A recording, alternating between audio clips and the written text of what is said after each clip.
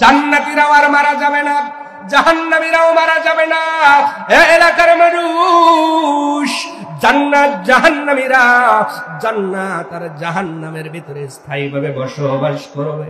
কিন্তু যখন তারা দেখবে হাজার চেষ্টায় আমি মারা যাই না, তখন তারা আল্লাহর কাছে আবদার করবে, আল্লাহ যদি মারা না যায় তাহলে আমাদের থেকে আযাব একটু লাঘব করে দেন, একটু কমায়া দেন, একটু কমায়া দেন, একটু আগুনের তেজ কমায়া দেন। আল্লাহ ওই দিন কি বলবেন পরের আয়াতে রব্বুল আলামিন সেটাও সুন্দর করে জানায় দিচ্ছেন, বান্দা বান্দি শোনো, তোমরা যখন আল্লাহর কাছে আযাব কমানোর দরখাস্ত করবা, আল্লাহ কি অ্যানসার দেবে রব্বুল আলামিন সেটাও বলে দিয়েছেন। লা ইউফাত্তারু আনহুম ওয়া হুম ফীহি মুবলিসুন।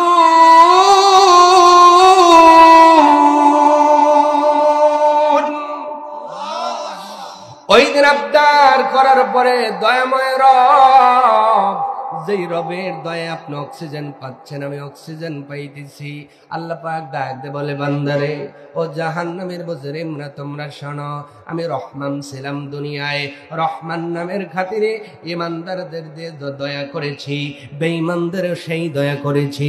রহমান নামের কারণে সুদখোরও ধান পেয়েছে, সুদ যারা খায় নাই তারাও ধান পেয়েছে। আমি রহমান বলে ইমানদার যেই সূর্যের আলো পেল, বেঈমানরাও সেই সূর্যের আলো পায়। আমি রহমান বলে দুনিয়াতে আমি আল্লাহ বেঈমানকে মাছের স্বাদ দিয়েছি, ইমানদারদেরকেও মাছের স্বাদ দিয়েছি। জাহান্নামের মুজরিমরা শোনো, আজ কিয়ামতের ময়দানে আমি আল্লাহ রহমান নয়, আমি রহমান নামটা দুনিয়াতেই রেখে এসেছি, আর দয়া নাই, দয়া নাই। রব্বুল আলামিন বলবে, লা ইউফাত্তারু আনহুম ওয়া হুম ফীহি মুবলিসুন। তাদের আযাব এতটুকু পর্যন্ত কমায় দেওয়া হবে না, এতটুকু পর্যন্ত তাদের আযাব কমিয়ে দেওয়া হবে না।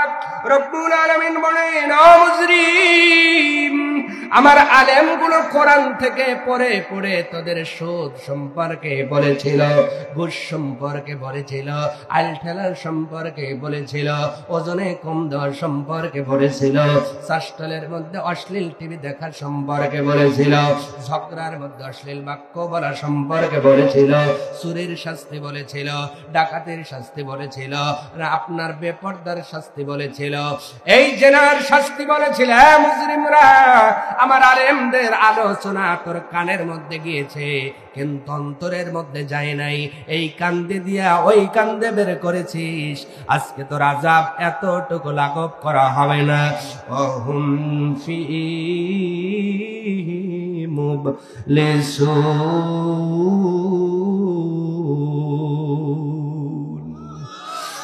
তখন তারা বড় হতাশ হয়ে যাবে।